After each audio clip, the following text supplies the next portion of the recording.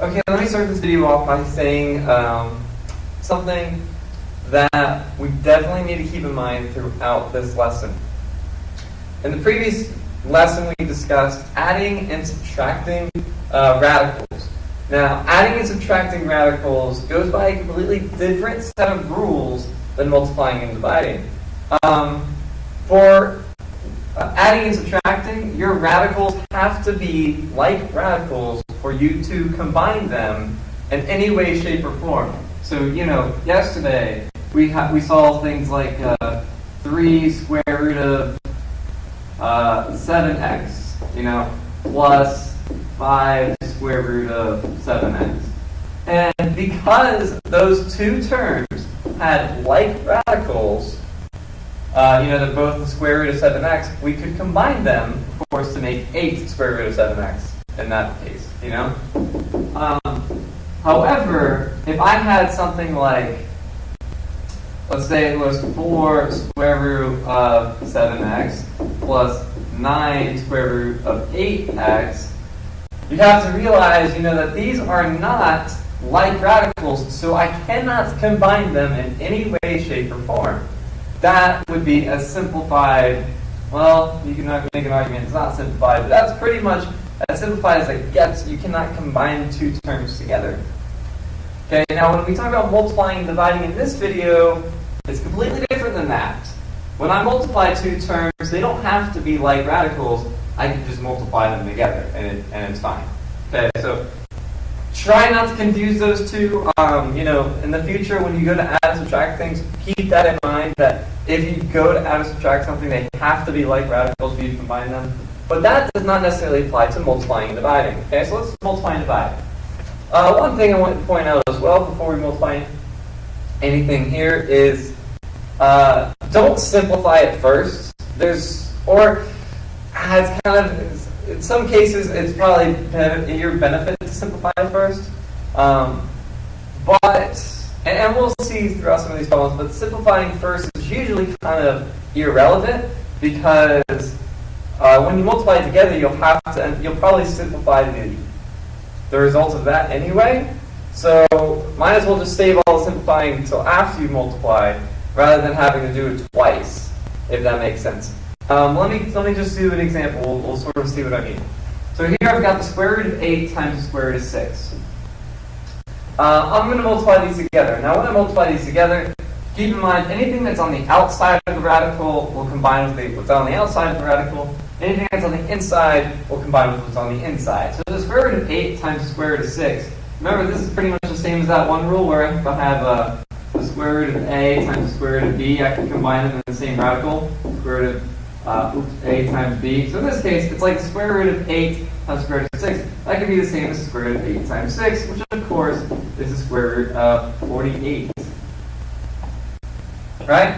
And so you would think, well, hey, I'm done. But it also says my instructions here, write the product in simplest form. So this is what I'm talking about. Once I've multiplied it together, I'll have to simplify it here at this point. I could have simplified this 8. If I had done that, I would have had 2 square root of 2 times the square root of 6. And then I would have multiplied this together to get 2 square root of 12. But then I'd have to simplify this again anyway, so it was kind of pointless having to simplify it here if I'm going to have to simplify again at the end of the problem. So that's why I said let's not do that. That's just an extra step. That's just more work for us to do. Let's multiply these first, and then we'll simplify. So multiply 8 with 6, I got the square root of 48. How do I simplify this? Well, 48 is not a perfect square, but is it divisible by any perfect squares? It's divisible by 16, right? So let's break it into 16 times 3. We'll split these up, and we'll have the square root of 16 is 4, and the square root of 3 is our remainder. It stays square root of 3. So this is my simplified result. So yeah, it's kind of weird in a way because we're having something that's broken up, putting it together, and then breaking it up again, all for the sake of it being more simplified. That's just how it is. But, it's really not a difficult process in the sense because it's just multiplying the numbers and then doing something you've known how to do for a couple of days now. So Let's try another. Why not? Alright. So 2 square root of 5 squared. Keep in mind, if I'm squaring something, all that means is I'm taking this and I'm multiplying it by itself. So really, what this says is 2 square root of 5 times 2 square root of 5, right? Now, whatever's on the outside of the radical I can put together, whatever's on the inside of the radical I can put together. So that you kind of see what I'm talking about. This is pretty much the same as if I move some of this around, it would be 2 times square root of 5 times square root of 5. Right? That's just me kind of switching these two places. That's irrelevant, really. It becomes, 4, 2 times 2 is 4, and square root of 5, square root of 5. Put them in the same radical, that would make square root of 25. Okay? Now, you don't have to write it like this, where you separate them out. I only did that to show you that you can, basically all you're doing is multiplying what's on the outside together and what's on the inside together. That's the only reason I wrote it that way. But in general, just keep that rule in your mind that what's on the outside you multiply with what's on the outside, what's on the inside of the radical you multiply with whatever else is on the inside of the radical. I notice I'm not done with my problem yet because square root of 25 I can simplify, right? Square root of 25 is 5. So my answer, 4 times 5 is 20. Okay? Alright, so multiplying is not too difficult in a way. Again, just keep in mind that you multiply anything that's not inside the radical with the other things that are not inside the radical, all of that together. And then anything that is inside the radical, go ahead and multiply those together, and of course simplify the result that you get. So let's see what these people say. Maybe they do a better job of saying things. You can see that they've done what I sort of illustrated, where they put the 2's together and those square root of 5's together. Yeah, and then they simplify it. They get a result of 20. Very nice. Let's just keep going. I feel like the more we practice, the more you sort of get it.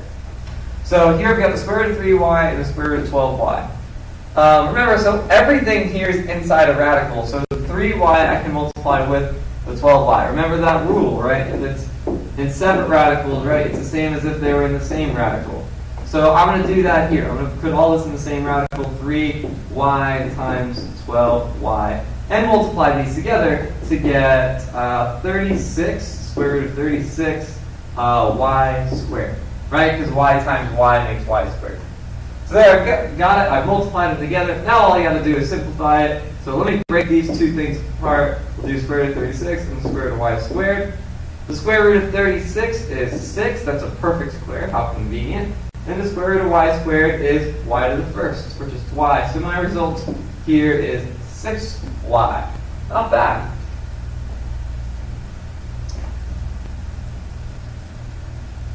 Alright, well they wrote it definitely much weirder than I wrote it. I personally like my method a lot better than what they have here. But to each their own, I guess. Alright, multiplying. This is the same as any other type of multiplying. When you have parentheses, we're going to use the distributive property. Yay! Alright, so the square root of 2 is being multiplied to these two terms, so we're going to simply multiply to both of those two terms. Alright, making this the square root of 2 times the square root of 8, right? That's those two. And the square root of 2 plus, of course, plus the square root of 2 times the square root of 18. Alright, so it's kind of like a mix of everything we've done so far this week. Let's focus on this first group. The square root of 2 times the square root of 8 is the same as the square root of 2 times 8. So that's the square root of 16. Right, which of course square root of 16 is 4, so that's pretty convenient. There's that first term. Well, let's put the second group together here. The square root of 2 times 18 is the same as 2 times 18, which is the square root of 36. Right, we're adding. The square root of 36 is a perfect positive 6. So I have 4 plus 6. Whoop-de-doo. My answer here is 10. Because 4 plus 6 is 10. So all of this pretty much is equals 10. And that's kind of convenient. I wouldn't say that happens very often, that our final answer is a simple whole number. Most of the time we end up with some radical number in our answer, but it's okay. You know, that means it's probably a good sign, if you ask me. Alright. So yeah, they did it exactly the way I did it this time. So you can kind of follow those steps as well. Alright. So don't forget how to FOIL something. Foiling is where you are multiplying a binomial times a binomial. So in this case, you know, binomial like 4 plus the square root of 3 times this binomial 5 plus the square root of 3. What you essentially do, the FOIL method is one way of thinking about it, but I don't necessarily always think about it as FOIL. The FOIL means, so you take, F stands for the first terms. So you take the first term of this binomial and the first term of this binomial and you multiply them together. You can see there's connected by the F. O stands for outer terms. I don't know if outer is spelled with 2 T's or not. Doesn't really matter, okay? Outer terms, so this is the furthest left, the outside of that side, and square root of 3 is the outside of that side. So you can see those are the outer terms. I stands for inner. And of course, we're talking about the 2 terms kind of inside, in the middle of those 4. And of course, L stands for last. Oops, I guess, last. So the last term in this group and the last term in this group, you can see those are connected with that green arrow. So let me erase my mess so you can sort of see. They're pretty pictures. It's all color-coded and whatnot. All right, so that's the idea. But the way I think about these problems is a little different. 4 plus square root of 3. I'm just going to write it down here and do my little own hand thinking. 5 plus square root of 3. What I typically do is just think of it as distributing, but twice. So I will just look at the first term here, right, the 4, and I'll ignore this guy completely. And I'll just cover him up, and I'll look at this as 4 times that group. So 4 times 5 and 4 times the square root of 3, which is exactly what they were doing here, 4 times 5 and then 4 times the square root of 3. But this is how I think about it. I don't really think about foiling it. I just think of, I'm going to take my 4 and I'm going to distribute it to that group. Just like the previous problem, you know, we distributed in the previous problem. And once I've done that, once I've distributed the 4, I'll go, oh, you know what, let's look at this guy again. He wasn't that bad looking. Let me go back to him. And I'll cover up this 4 since I've already used him, right? And I'll focus on multiplying this with that group. Take square root of 3, multiplying him to those 2 terms. And you can see they do that here. They multiply square root of 3 with 5, and they multiply the square root of 3 with the other square root of 3. Which is exactly what I'm doing, but I think about it differently. I don't remember the FOIL method. It's to each their own. If FOIL method is something you've used in the past and you understand how it works, go with it. But I like to just think of it as distributing, you know, basically twice. Distributing once for this number and distributing once for that number. But anyway, oh, well, I guess we didn't even solve this problem, right? But we can see how they solve this problem.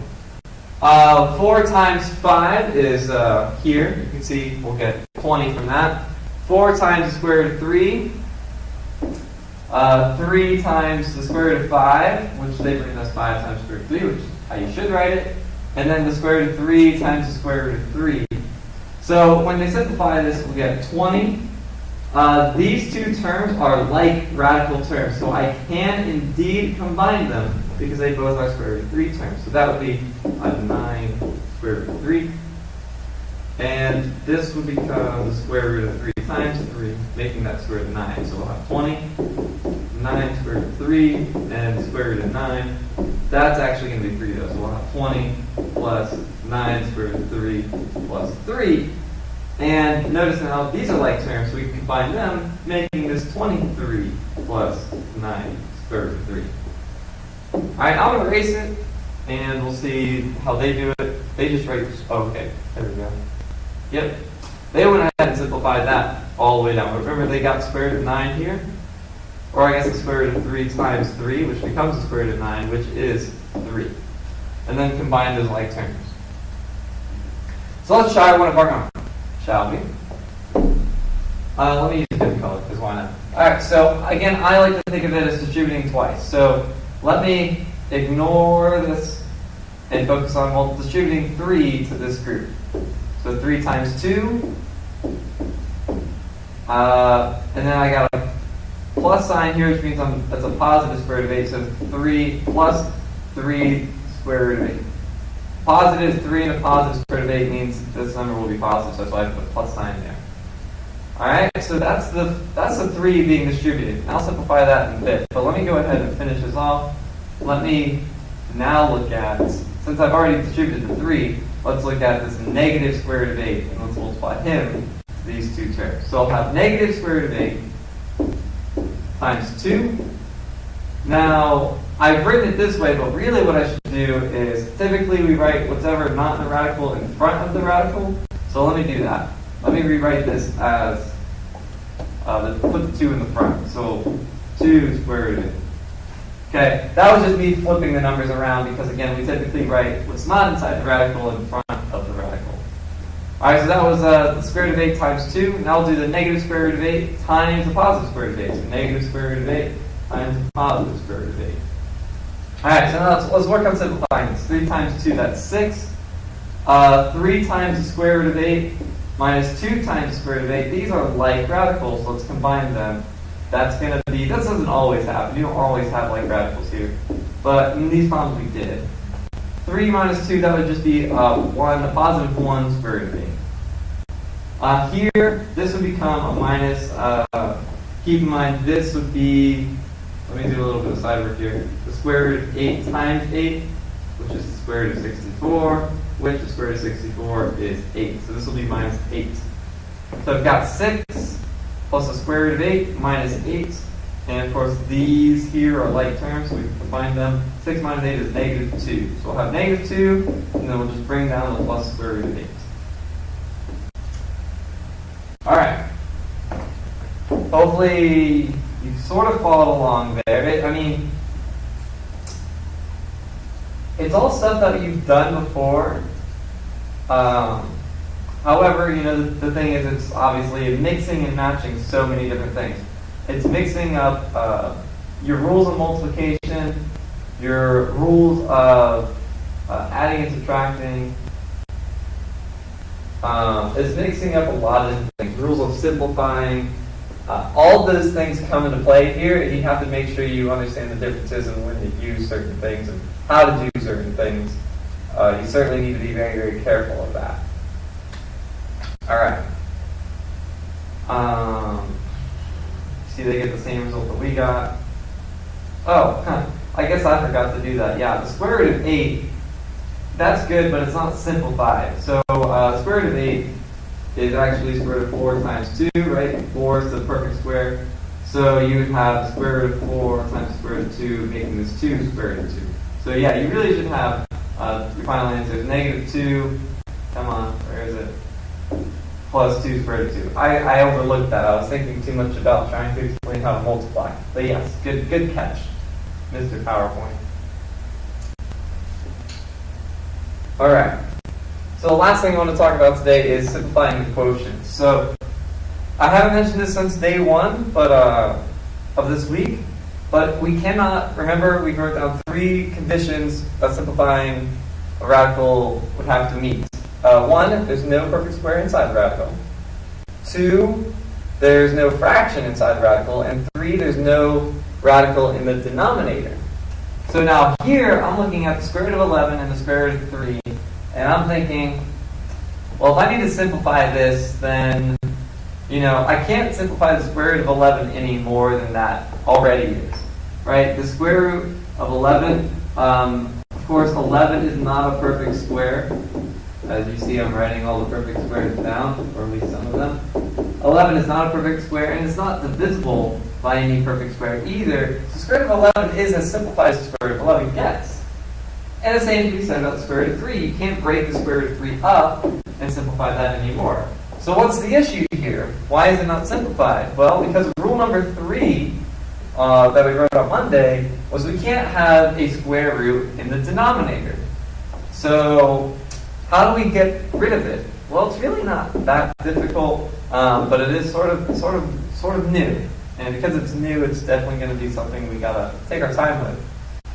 So all I've got to do to get rid of it is basically make it a perfect square, right? What I'm going to do is I'm going to multiply this fraction by another fraction, equivalent to 1, right? Because anything that I multiply to 1 is the same thing, correct? If I had a, 15 and I multiplied it by 1, it would still be 15, right? If I had 1/2 and I multiplied it by 1, it would still be 1/2. You with me? If I had 1/2, but I multiplied it by 1, well, let's say I wrote 1 differently. Let's say I write 1 as 2 over 2, right? Technically, 2 over 2 is 1, right? But I've written it like this for a certain reason, right? But it's still going to be equivalent to 1/2, because this would be 1 times 2 would be 2, 2 times 2 would be 4, and of course you'd have 2 over 4, which is still equivalent to 1/2, right? So I can multiply things by 1, even if it doesn't look like 1. It is technically 1, right? 2 divided by 2 is technically 1. So I'm not changing the fraction at all. It's still going to be 1/2. But I have sort of an ability now that I didn't have before. So that's what we're going to do with this. We're going to multiply this fraction by a 1. But we're not just going to multiply it by a regular old-fashioned 1. I'm going to multiply it by something that will make this square root go away. And I'm going to choose to multiply this fraction by the square root of 3 over the square root of 3.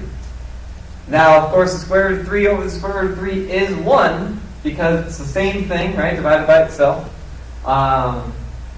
Any fraction that's written that way is like that, like I just wrote 2 over 2. 5 over 5 would be 1.